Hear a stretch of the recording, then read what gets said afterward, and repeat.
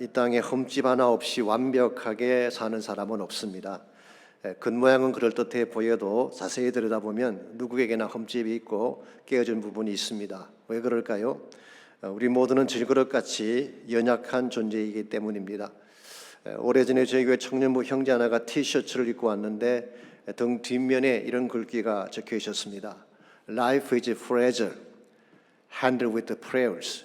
인생은 잘 깨어집니다. 기도로 다루어 주십시오. 그런 내용이죠. 모두가 연약한 존재이니까 함부로 다루지 말고 사랑으로 감싸주고 기도로 도와달라는 그런 의미였습니다. 젊은 청년이지만 인생의 본질을 일찍 깨달았구나, 그런 생각을 제가 한 적이 있습니다.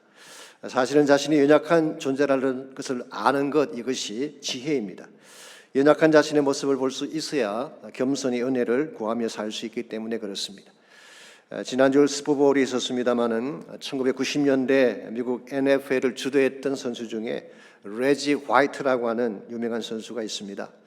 이름은 화이트지만 얼굴은 블랙입니다. 이분은 15년 동안 선수로 뛰면서 13번 프로볼에 선정될 정도로 탁월한 기량을 가진 선수. 나중에는 명예전당 이름까지 올렸죠. 그랜베이 패커스라는 팀에서 6년간을 뛰면서 1997년도에 슈퍼볼에 우승을 하는데 결정적 역할을 했습니다.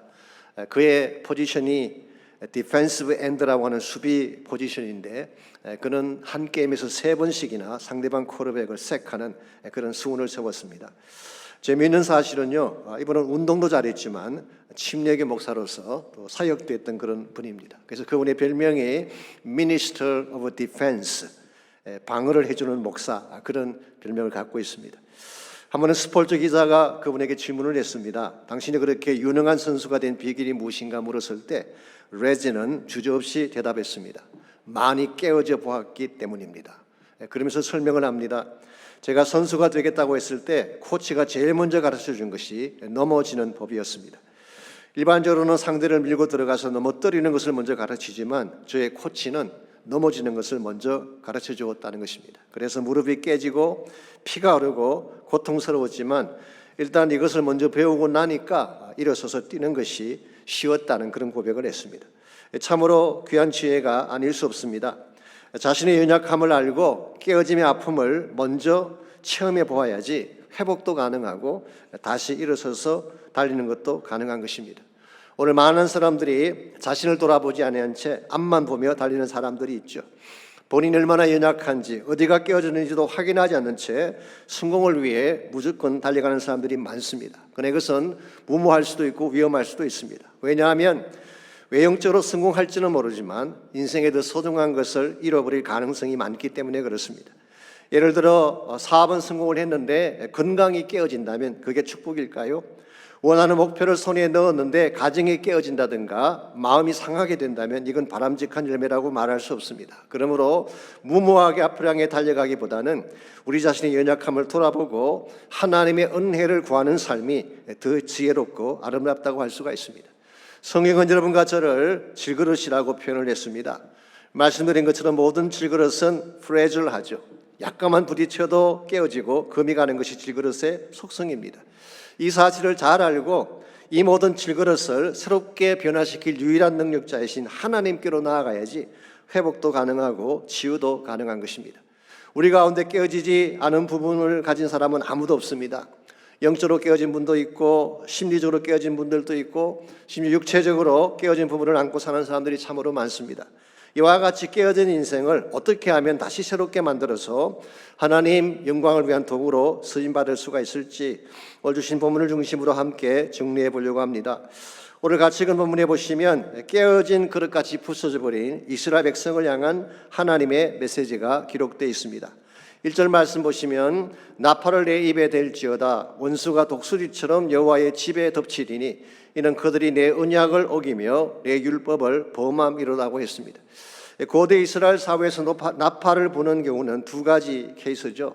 하나는 축제를 알릴 때 나팔을 붑니다. 레위기 23장에 나오는 나팔절이 그 대표적인 예라고 할 수가 있습니다. 그들은 7번째 달 티슈리 첫째 날에 오면은 나팔을 불어서 전국에 축제를 알렸습니다. 지금도 이 사람들은 로시 하샤나라고 해서 유대교에서 신년을 알리는 날로 지키고 있죠. 두 번째 케이스는 위기를 알릴 때 나팔을 불렀습니다. 전쟁이 나서 적군이 쳐들어올 때 나팔을 불어서 경고를 한 것입니다. 오늘 본문의 케이스는 후자라고 할 수가 있습니다. 원수가 독수리처럼 달려와서 여호와의 집을 덮친다고 했습니다. 여기서 여호와의 집이라고 하는 것은 성전을 말하는 것이 아니라 이스라엘 백성을 말하는 것입니다. 여호와의 권속, 그렇게 번역하는 것이 옳을지 모르겠어요. 이스라엘은 하나님의 백성이었습니다. 여호와의 권속이었습니다. 그랬는데 어느 날 갑자기 독수리가 덮치듯이 적군이 찾아와서 그들을 멸망시킨다는 것입니다. 여기서 말하는 적군은 maybe 아수르를 말할 가능성이 있습니다. 왜냐하면 아수르의 상징이 독수리였다고 하지 않습니까? 왜 이스라엘이 독수리의 공격을 받고 이처럼 처참하게 깨어지게 될까요? 이유가 무엇입니까? 오늘 본문은 그들이 내 언약을 어겼기 때문이라고 설명하고 있습니다. 여기 언약이라는 단어가 나오는데요, 이것은 하나님과의 관계를 설정하는 키워드이죠. 사실 언약이라고 하는 이 컨셉이 호세아서 전체를 주도하는 핵심 주제라고 말할 수가 있습니다. 그래서 흔히 해석학에서 controlling purpose라고 그렇게 표현을 하죠. 책 전체를 이끌고 가는 주제를 말하는 것입니다. 그래서 호세아에 등장하는 모든 스토리, 모든 사건, 모든 메시지의 밑바닥에는 언약이라고 하는 개념이 흐르고 있습니다. 이것을 알아야지 호세아서를 바르게 이해할 수가 있습니다. 언약이라고 하는 것은 또 인격적인 존재 사이에 맺어지는 약속을 의미하죠. 그 중에 가장 대표적인 것이 뭐라고 했습니까? 지난번 말씀드린 것처럼 결혼관계라고 말씀을 드렸습니다. 남녀가 아무리 가까이서 오랫동안 지내도 언약을 맺기 전까지는 서로에게 책임이 없습니다. 그러나 언약을 맺는 순간부터 달라지는 것입니다. 서로 책임져야 하는 관계로 변하는 것입니다. 그래서 그때부터는 다른 여자에게 눈길 주면 안 되는 것입니다. 오직 그녀만 바라보아야 돼요. 힘든다고, 마음에 안 든다고 버리거나 갈라서면 안 되는 것입니다. 왜냐하면 죽음이 둘을 나눌 때까지 함께 하기로 약속해 있기 때문에 그렇습니다. 그래서 미국 사람들이 흔히 하는 말이 있죠. 결혼을 이루려면 3개의 반지가 필요하다. 3 rings. 첫 번째 반지가 engagement ring, 약혼 반지죠. 두 번째가 wedding ring, 결혼 반지를 말합니다. 세 번째가 suffering, 고난이라고 하는 반지, 그것도 long suffering, 오랫동안 참고 견디는 이 마음이 있어야지 결혼을 이룰 수가 있다는 것이죠. 우리가 조금 힘들다고 관계를 깨어버리고 언약을 깨뜨리게 되면 우리 자신도 상처를 입게 되지만 언약을 통해 누릴 수 있는 모든 것들을 다 쏟아버리게 되는 것입니다.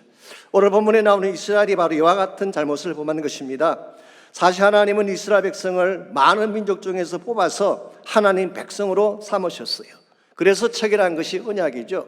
원천적으로는 아브라함을 불러서 아브라함과 언약을 체결했습니다마는 나중에 출애굽한 후에는 시내산 밑에서 그들과 언약을 체결을 하고 그들을 제사장 나라로 삼았습니다. 그리고 나서 다른 민족에게 주지 아니한 특별한 축복들을 이스라엘 백성들에게 안겨주셨어요. 율법을 주셨죠. 성막을 허락해 주셨죠. 하나님 자신이 임재를 그런 가운데 주셨어요. 이와 같이 하나님은 다른 민족에게 주지 않은 특별한 축복들을 그렇게 안겨주었기 때문에 신명기 33장 29절은 그들이 받은 축복을 다음과 같이 묘사하고 있습니다. 이스라엘이여 너는 행복한 사람이로다. 여호와의 구원을 너같이 얻은 백성이 누구냐? 그는 너를 돕는 방패시요 내 영광의 칼이시로다. 내 대적이 내게 복종하리니 내가 그들의 높은 곳을 밟으리라고 하겠어요. 영어 성경 보니까 How happy you are. 너희들이 얼마나 행복자이냐. Who is like you. 너희들처럼 행복한 민족이 어디 있느냐. 그렇게 표현을 했어요. 이와 같이 하나님은 그들을 복되게 만들고 존귀하게 만들었는데 이 백성이 하나님의 언약을 깨뜨려 버린 것입니다. 하나님의 언약을 깨뜨리고 나니까 어떤 현상이 벌어질까요? 8절을 보시면 언약을 깨뜨렸을 때 일어난 현실을 다음과 같이 표현하고 있습니다. 이스라엘은 이미 삼켜졌은즉 이제 여러 나라 가운데 있는 것이 절겨 서지 아니하는 그릇 같도다 그랬어요.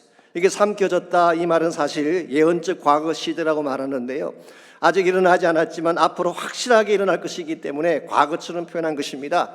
이제 시간이 지나면 이스라엘 민족은 외국인들에게 삼켜지게 될 것입니다. 그리고 나서 그들은 마치 온 세상 가운데서 절겨 서지 아니하는 그릇같이 되리라 그렇게 말했어요. 우리말 번역에는 절겨 서지 않는 그릇이라고 번역을 했는데요. 영어 성경을 보게 되면 그 의미를 확실히 더 구체적으로 알 수가 있습니다. GNT라는 성경, Good News Translation은 as a broken pot, 깨어진 그릇이라고 번역을 했어요. New Living Translation은 discarded pot, 버려진 그릇이다 그렇게 번역을 했고, The Message 바이블은 좀 더 심하게 번역을 했습니다. Piece of junk, 정크 조각이다, 쓰레기 조각이다 그렇게 번역을 했습니다. 여러분, 이스라엘 백성은 한때는 하나님이 존귀하게 여기는 그릇으로 택함받고 하나님의 영광을 위해 쓰임받던 그런 그릇인데 이제는 깨어진 그릇이 됐어요. 쓸모없는 그릇이 되어져서 쓰레기같이 버림받게 되었다는 것입니다. 이 모든 이유는 한마디로 언약을 깨었기 때문인 것입니다. 여러분, 하나님과의 언약이 깨어지게 되면 인생의 모든 것이 다 깨어지는 것입니다. 모든 것들이 다 부서지게 되고 산산조각이 난다는 사실, 이런 면에서 다른 것은 몰라도 언약을 깨는 것은 굉장히 위험한 행위가 아닐 수가 없습니다. 언약이 깨어지게 되면 첫 번째로 영적으로 하나님과 단절되게 됩니다. 더 이상 하나님과 교제할 수 없고 하나님을 예배할 수 없게 되는 것입니다. 둘째로 심령이 깨어지게 됩니다. 상한 마음, 분한 마음, 정오심과 선뿌리가 마음을 가득 채우게 되는 것이죠. 세 번째로 이렇게 되면 인간관계가 다 깨어지는 것입니다. 그래서 상처를 주고 상처를 받는 이와 같은 아픔을 겪는 것이죠. 마지막으로 육체에는 질병이 찾아오는 것입니다. 마음의 평화가 깨어지는 것을 디지즈라 그러잖아요. 병이라고 부르지 않습니까? 한마디로 요약하면 너같이 행복한 자가 어디느냐, How happy you are 라고 불림받던 그 인생이 너같이 비참한 자가 어디느냐, How miserable you are 라고 불리게 되는 것, 이게 바로 언약이 깨어졌을 때 일어난 현실이라고 할 수가 있습니다. 이런 면에서 여러분과 저의 삶 가운데 다른 것은 몰라도 언약을 깨뜨리면 안 돼요. 혹시 우리가 잘못을 범하고 죄를 범함으로 말미암아 언약이 깨어졌다면 어떻게 해야 될까요? 이것을 반드시 회복을 해야 되는 것입니다. 그래서 언약을 회복하고 하나님께로 나아가서 버려진 그릇이 아니라 다시 존귀한 그릇이 되어져야지 우리가 하나님께 바르게 수임받을 수가 있고 영광된 인생을 살아갈 수가 있게 되는 것입니다. 그렇다면 어떻게 할 때 깨어지는 우리 인생이 하나님으로 말미암아 다시 회복을 받고 하나님 앞에 영광된 그릇으로 수임받으며 살 수가 있을까요? 오늘 같이 몽독한 본문에 보시면 깨어진 그릇을 회복하는 몇 가지 단계가 오늘 본문에 소개가 되어 있습니다. 첫 번째 단계가 하나님을 재인식하는 것입니다. 우리가 깨어진 그릇을 회복하려면 하나님에 대한 재인식이 있어야 되는 것입니다. 즉 하나님이 얼마나 소중한 분인가를 다시 인식하고 하나님께로 돌아와야지 새 출발할 수 있다, 그런 뜻입니다. 2절 말씀 보겠습니다. 그들이 장차 내게 부르짖기를 나의 하나님이여 우리 이스라엘이 주를 아나이다 하리라 그랬어요. 사실 이 말씀에 대한 해석은 두 가지입니다. 첫 번째 해석은 부정적으로 해석하는 것이죠. 너희들이 나중에 하나님을 압니다라고 고백을 하지만 It's too late.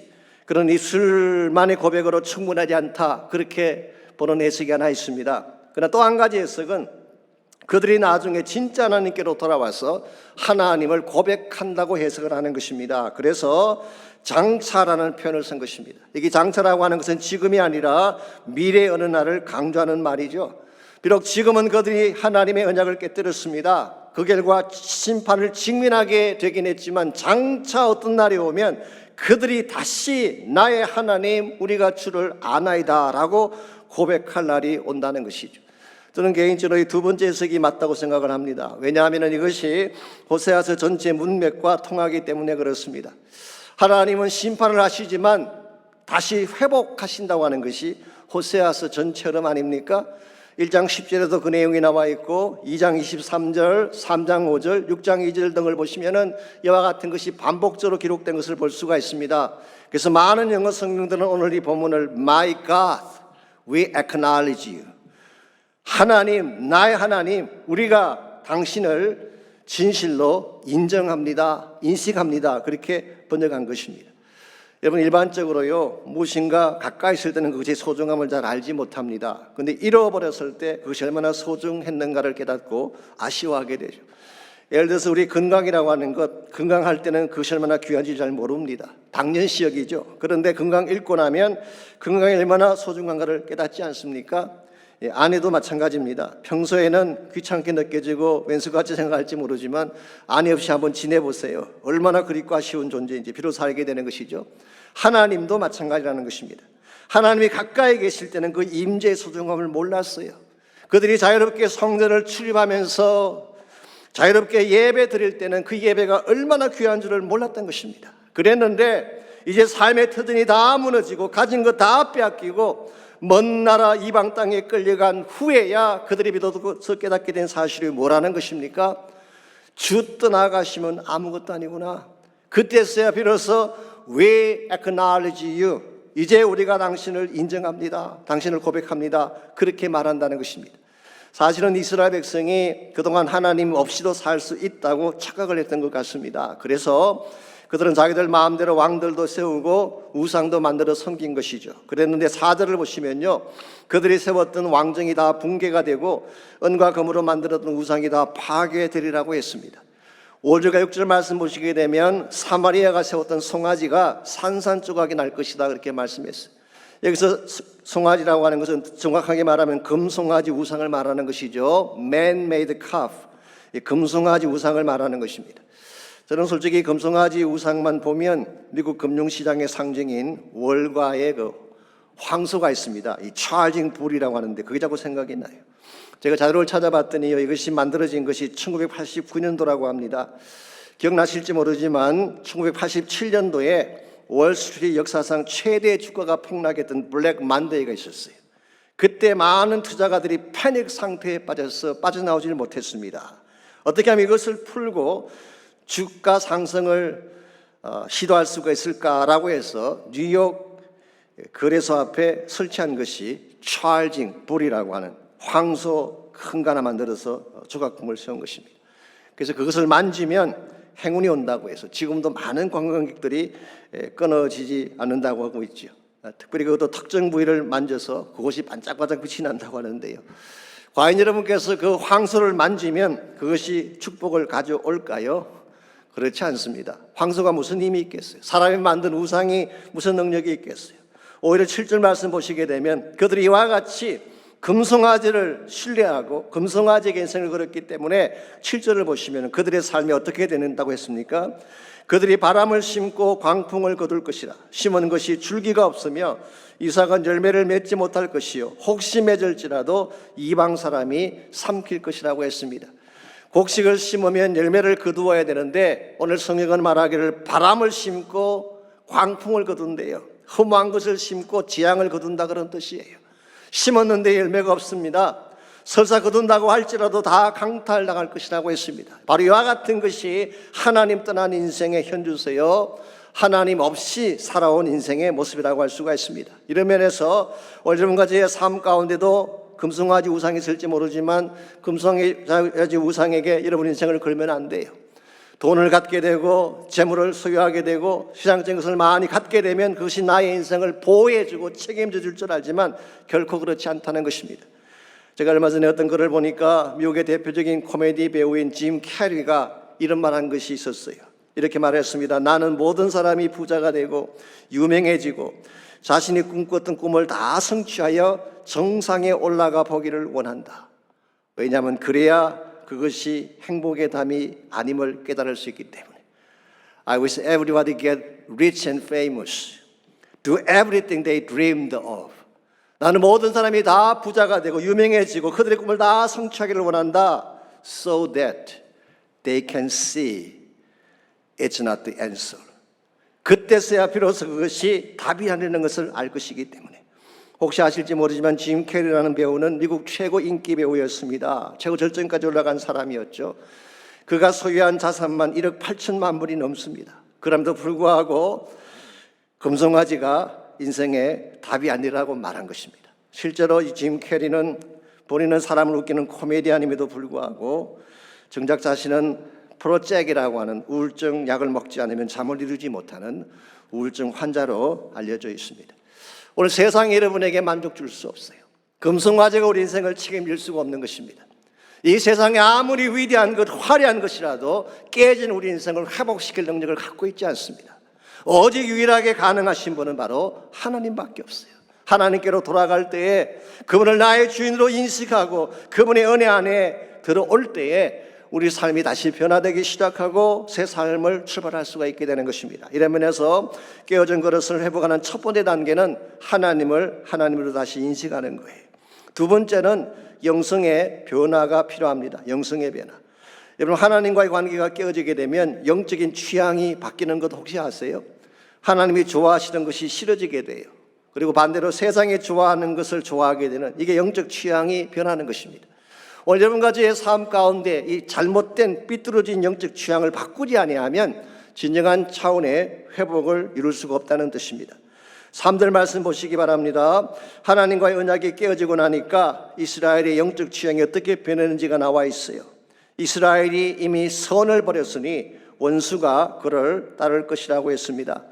옛날 성경인 개역 한글에서는 이스라엘이 선을 싫어했다 그렇게 번역을 했어요. 싫어했으니까 물론 버렸겠죠. 여러분, 여기서 선이라고 하는 이 말은 굉장히 포괄적인 것입니다. 하나님께 속한 건 다 선한 것이에요. 진리, 정의, 거룩, 사랑, 섬김, 베품, 예배, 기도, 이 모든 것들을 다 선이라고 말하고 있어요. 더 정확하게 말하면 하나님 자체가 선이시죠. 그런데 언약이 깨어지고 나면 하나님께 속한 이 모든 것들이 다 싫어진다는 거예요. 왜 그럴까요? 하나님과 관계가 깨어지게 되면 그때부터 이 심령 가운데 육체의 소욕이 지배하기 시작하기 때문에 그런 것입니다. 그래서 내 안에 육체적인 소욕이 나의 마음을 다스리게 되면 하나님의 것이 싫어지기 시작해요.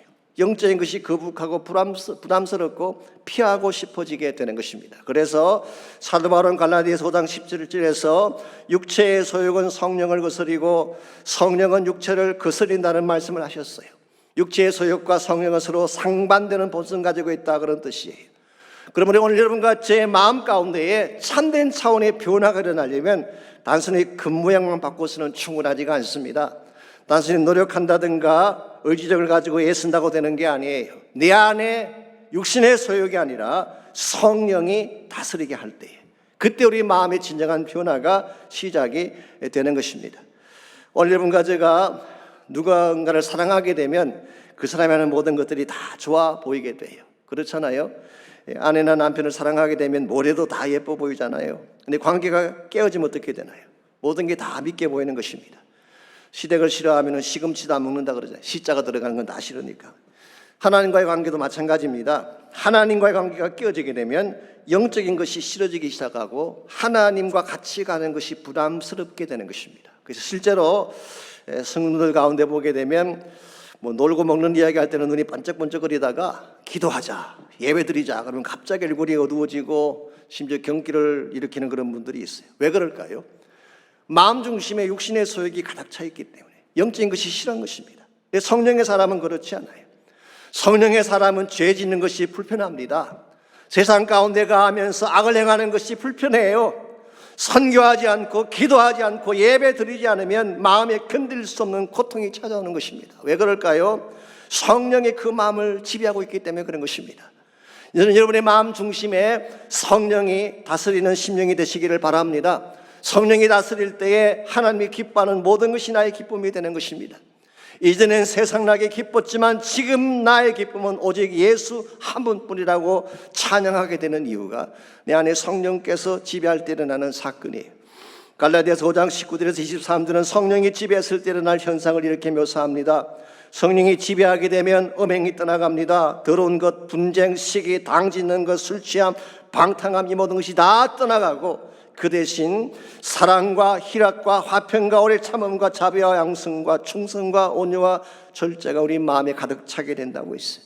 이걸 우리는 흔히 성령의 열매라고 부르고 있죠. 우리의 마음속에 성령이 지배함으로 말미암아 성령의 열매가 가득 차게 될 때에 어떠한 상처도 이길 수 있게 되고 어떠한 선뿌리도 도려내게 되고 결과적으로 우리는 깨어진 인생을 건강한 인생으로 바꿀 수 있게 되는 것입니다. 이런 의미에서 우리 마음에 무엇을 품고 사느냐가 참으로 중요합니다. 여러분이 출애굽기를 쭉 읽어보시면요, 재미있는 사실 하나를 발견할 수가 있습니다.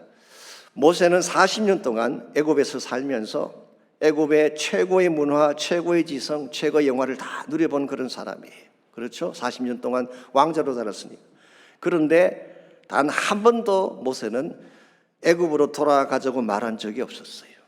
그런데 이스라엘 백성은요, 애굽에 살면서 저 밑바닥에서 노예처럼 노동했습니다. 제대로 먹지도 못하고 대우도 받지 못하고 그냥 채찍 맞으며 두들겨 맞으며 그렇게 겨우겨우 살았어요. 그랬는데 이스라엘 백성은 틈만 나면 애굽으로 돌아가자고 주장을 했어요. 왜 그랬을까요?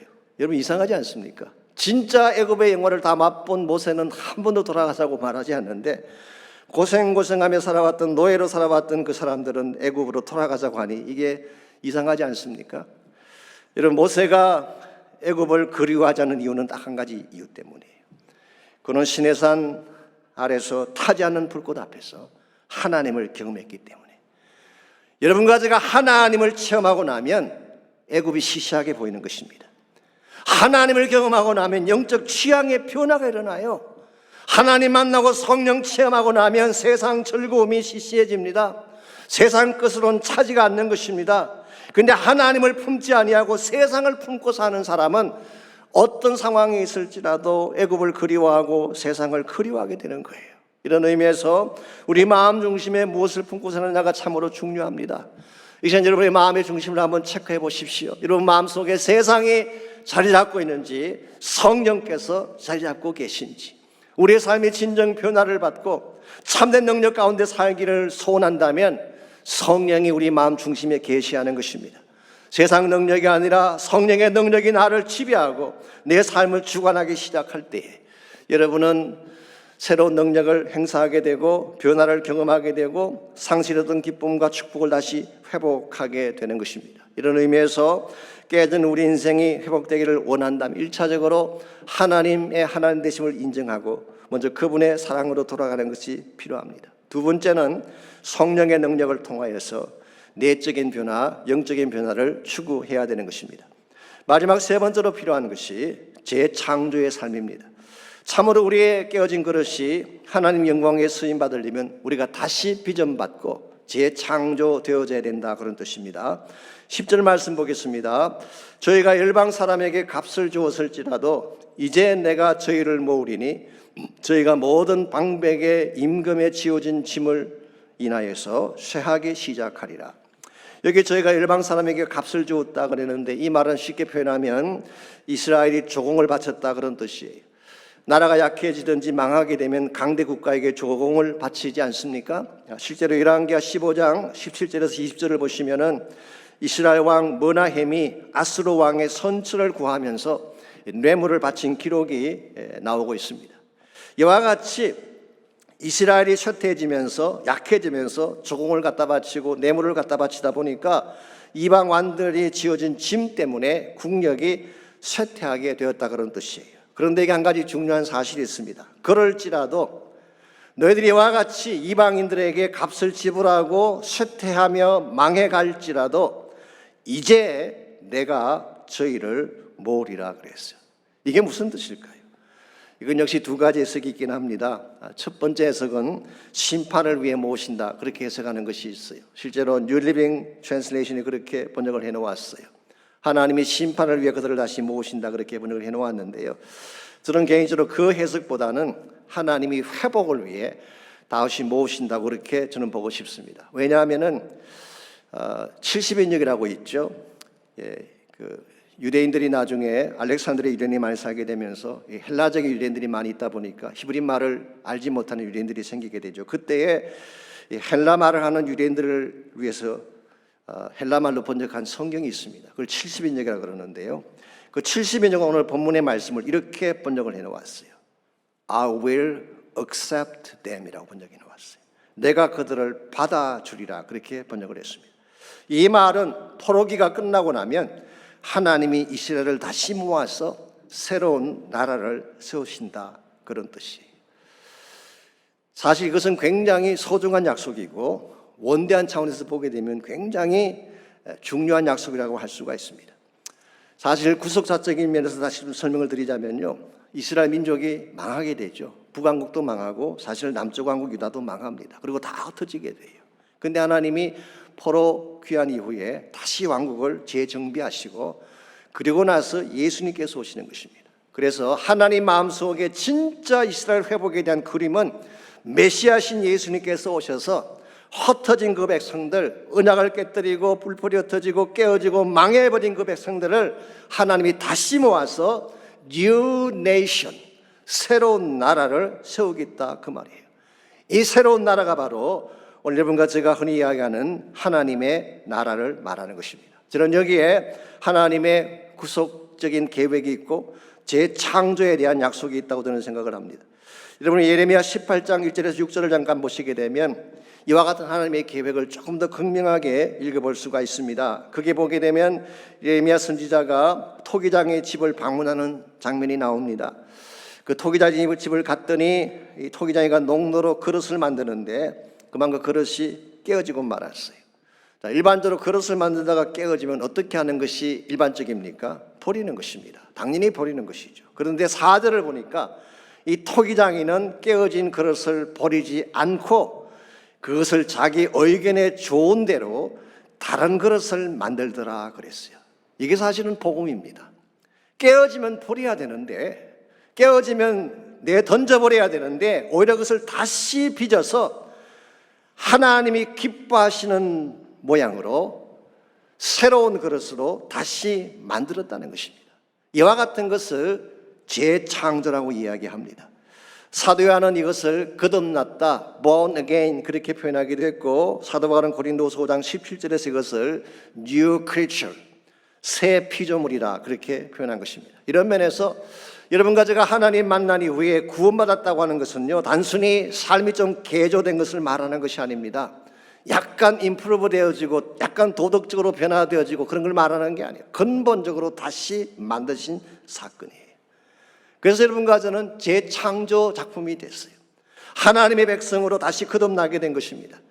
성경은 우리가 망가졌지만 깨어졌지만 하나님은 버리지 아니하고 하나님의 극명하신 은혜로 우리를 다시 빚으셔서 하나님이 기뻐하는 새로운 창조물을 만드셨는데 여기서 끝나면 안 된다는 것입니다. 그 다음 더 중요한 사실 하나 더 있어요. 그게 예레미야 18장 6절입니다.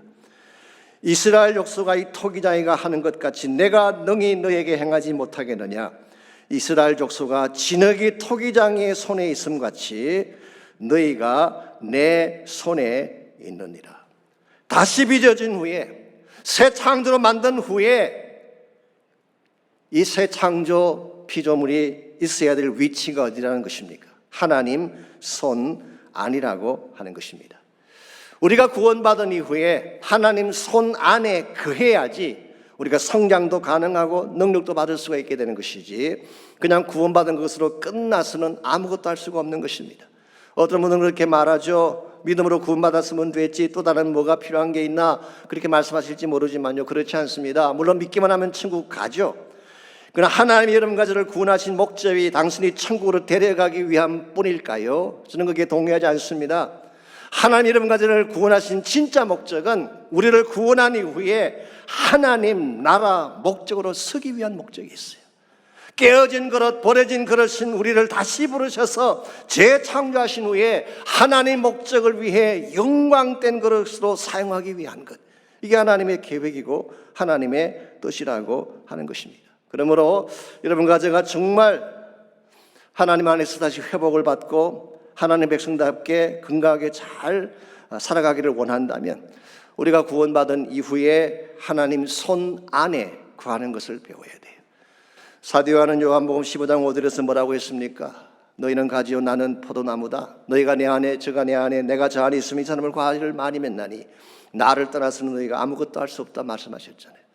포도나무 대신 예수님 안에 abide in 할 때, 그분 안에 그 할 때에 그분이 가진 생명력을 공급받게 되고 그분이 가진 모든 진액을 공급받게 되고 그분이 가진 모든 능력과 생기를 공급받아서 우리가 성장하고 자라고 열매를 맺는 거예요.